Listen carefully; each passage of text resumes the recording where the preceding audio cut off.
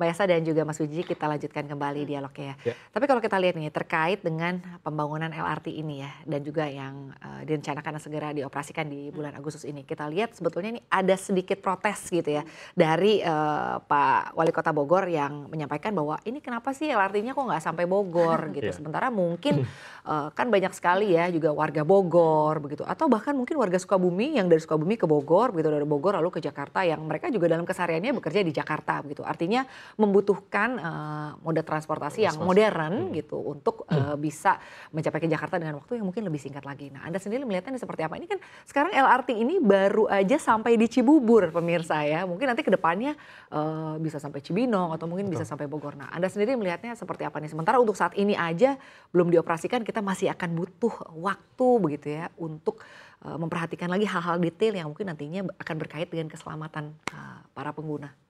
Oke. Untuk LRT Jabodebek sendiri, sepertinya kalau sekarang bisa dibilang namanya bukan Jabodebek, tapi Jadebek. Jadebek. Jakarta, Depok, Bogor. Karena Bekasi ya, oke, Iya. Bekasi, maaf. Jadi karena LRT ini baru menghubungkan Cibubur dalam tanda kutip Depok dan juga Jatimulya di stasiun Iya. Jatimulya atau Bekasi. Nah, memang kemarin ada protes, sedikit protes lah ya, atau kecewa dari Wali Kota Bogor, Bima Arya, bahwa LRT-nya belum nyampe Bogor nih. Iya. Padahal dari kita sendiri udah siap bahwa kita juga punya desain gitu. Lantas kenapa nih? Nah, ternyata usut demi usut Kemenhub sudah mengklarifikasi hal ini. Jadi menurut Kemenhub bahwa trase dari Depok menuju Bogor itu akan dilanjutkan di fase 2. Nah, ini dia. Karena apa? Karena satu lagi, masalah pendanaan.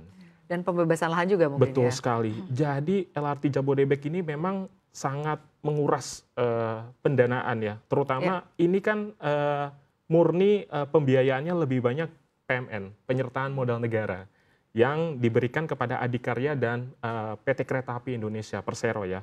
Jadi ke depan Bogor ini ya kita tinggal menunggu waktu saja. Kira-kira Kemenhub kapan mau dibangunnya gitu. Karena balik lagi ya, untuk membangun sistem kereta api Indonesia itu mahal sekali gitu.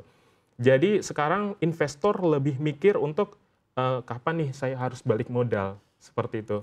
Baik. Jadi ROI-nya itu mereka mikir, karena gini, ketika kita bicara tentang proyek perkeretaapian, dia bukan hanya untuk membangun rel dan juga untuk pembebasan lahan, tapi juga dia harus melihat bagaimana dia harus membangun sistem persinyalan, kemudian dia menyediakan namanya rolling stock dan lain-lain. Infrastrukturnya ada panjang. Infrastruktur begitu ya, panjang, sarana dan prasarana harus mereka siapkan. Dan ini yang dipikirkan 2 kali oleh mereka, dan akhirnya lebih baik bagi mereka adalah ketika mereka datang ke Indonesia, udah deh perkeretaapian nomor 2, tapi yang lebih enak bagi mereka adalah investasi untuk di sektor jalan tol, seperti itu. Karena lebih praktis dan juga lebih murah gitu secara investasi, seperti itu. Baik, jadi artinya untuk membangun LRT ini pertama bukan hal mudah ya, Betul. selain daripada mungkin tadi ya transfer of knowledge, Ya. teknologi kita juga, lalu juga dari sisi pendanaan. Dan yang paling penting juga adalah mungkin dari sisi pembebasan lahan. Betul gitu ya. sekali. Lalu saya ingin ke Mbak Esa. Mbak Esa, kita lihat tadi modalnya tidak sedikit begitu ya. Ini kalau nanti ternyata LRT ini sudah benar-benar dibangun, sudah beroperasi, maksud saya begitu. Ini kira-kira dampaknya ke perekonomian kita nih akan seperti apa sih gitu? Itu sangat besar ya. Mungkin saya menanggapi dulu yang soal Bogor, kenapa sih tidak, kenapa protes gitu. Bahwa lagi-lagi ini kan demand ya, supply demand, bahwa kenapa Jakarta dulu? Karena Jakarta ini memang yang paling banyak membutuhkan sekarang, yang mobilitasnya paling tinggi. Kita harus juga ingat loh apa yang terjadi di LRT Palembang. Banyak disorot juga, katanya sedikit nih penumpangnya, walaupun sebenarnya itu juga berguna juga untuk mobilitas. Tapi menjadi beban APBN kemudian, itu yang harus kemudian dipikirkan oleh Pemda juga, sanggup nggak sih kalau kemudian dia beroperasi. Dan walaupun sebenarnya menyediakan transportasi umum adalah kewajiban pemerintah ya, karena itu kalau transportasinya yang sangat bagus itu tidak hanya mengurangi kemacetan, untuk menambah luar biasa daya gedor ekonomi ya, karena kita lihat kalau nggak macet itu dampaknya bukan hanya saya bisa ke sana lebih cepat, tapi ada pertumbuhan ekonomi yang lebih cepat. Berapa sih kalau kemudian lalu lintas aktivitas ekonomi perdagangannya akan lebih cepat kalau kemudian subsidi logistik semuanya itu berjalan lancar ya. Dan jangan lupa misalkan kita bandingin aja nih mungkin yang pengguna Transjakarta atau kereta ya. dari Bogor ke sini tuh cuma berapa ribu, bayangkan kalau naik kendaraan pribadi berapa sih. Nah, dari selisih anggaran orang pribadi kita ya mungkin bisa jutaan, itu bisa loh buat konsumsi yang lain-lain, itu juga menjadi daya dongkrak ekonomi yang lain dari konsumsi ya. Mungkin wah kalau naik Transjakarta juga 3.500, bayangkan kalau naik Gojek bolak-balik sudah mungkin 10 kali lipatnya atau berapa kali lipatnya, itu sangat luar biasa untuk menambah konsumsi masyarakat gitu. Baik, jadi artinya dananya di saving untuk kebutuhan yang Betul, lainnya, untuk iya. kebutuhan konsumsi yang lain begitu ya Mbak Iya. Esa ya. Selain logistiknya juga sangat lancar, itu akan sangat mendukung sekali lalu lintas ekonomi. Iya, karena kalau sekarang berangkat dari Bogor ke Jakarta lumayan loh Mbak Esa. Selain Iya, daripada betul. biaya tolnya, waktunya sih dan Waktunya. macetnya di Betul. jalan gitu ya. Nah kalau ngomong-ngomong soal macet nih Mas Wiji ya. Ini sekarang macet di Jakarta tidak terhindarkan. Udah nggak pilih waktu nih pemirsa, nggak cuman pagi dan Malam juga pun ya. sore gitu ya, jam berangkat kantor dan juga pulang kantor. Tapi sekarang tuh udah rata gitu jamnya, kayak setiap jam hampir selalu macet gitu ya. Nah jika nanti kemudian ternyata LRT ini benar-benar beroperasi begitu ya, sesuai dengan harapan, lancar gitu ya. Ini kira-kira seberapa besar sih efeknya bisa mengurai kemacetan yang ada di Jakarta khususnya? Oke, kalau bicara soal apakah LRT Jabodebek nanti bisa mengurangi kemacetan, ini balik lagi ke masyarakat ya. Jadi kemudian yang kedua adalah ke kebijakan pemerintah. Jadi di sini LRT Jabodebek ini ada dua Pemprov nih yang berkepentingan. Yang pertama adalah Pemprov DKI Jakarta, yang kedua adalah Pemprov Jawa Barat, karena Bekasi dan juga Depok ya. Kemudian dua Pemprov ini harus punya sinergi nih. Kebijakan apa yang bisa dilakukan untuk memaksimalkan LRT Jabodebek, kemudian KRL.